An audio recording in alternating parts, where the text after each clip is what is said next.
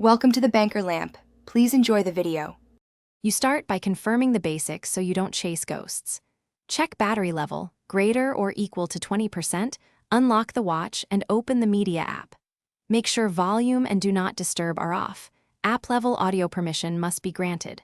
Once done, restart the watch and the paired phone to clear transient glitches, then play a local ringtone to verify speaker output. If audio plays there, you've isolated the problem to streaming or Bluetooth. Keep that result in mind for the next steps. Now you diagnose connectivity and software causes. Toggle Bluetooth off and on. If intermittent, forget the phone pair and repair to reset profiles. Check for OS and app updates because many audio bugs are fixed in patches, install, and reboot.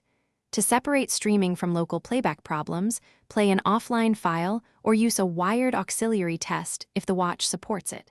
If local audio works but streaming fails, focus on network or app streaming settings in the next step. Finish by applying final fixes, clear app cache, reset audio settings, and only if necessary perform a factory reset after backing up your data.